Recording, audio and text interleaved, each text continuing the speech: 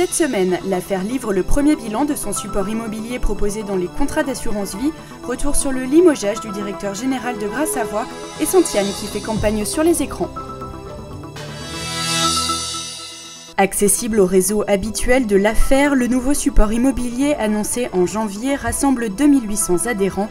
Avec 75% d'arbitrage et 25% de nouveaux entrants, 25 millions d'euros ont ainsi été collectés sur Affaire Immo, un produit destiné à capter les épargnants détournés de l'assurance vie au profit de la pierre, jugée plus sûre. Trop souvent, sur le marché, on rencontre des supports pour lesquels la part de l'immobilier direct est faible. Nous, ce qu'on a voulu, c'est véritablement offrir aux adhérents un support qui soit de l'immobilier. Et en fait, Affaire Immo, c'est 70% d'investissement direct, donc de véritables immeubles que l'on achète.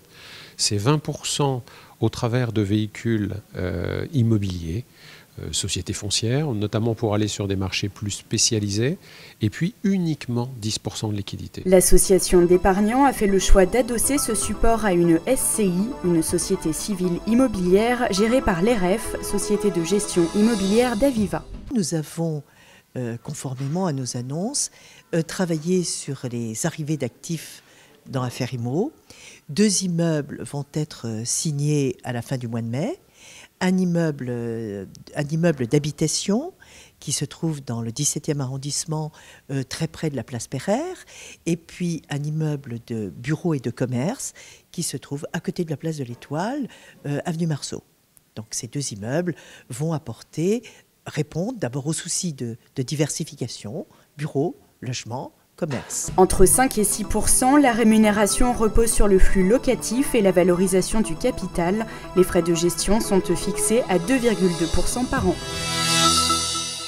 Surprise, le 4 avril, le conseil de surveillance de Gras Savoye a annoncé le limogeage du directeur général Patrick Werner.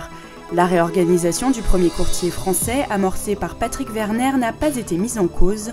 François Varagne, qui lui succède, poursuivra donc sur une stratégie qui s'oriente en fonction des lignes d'achat clients. PDG d'Antargaz, François Varagne fait ainsi son entrée dans le monde de l'assurance.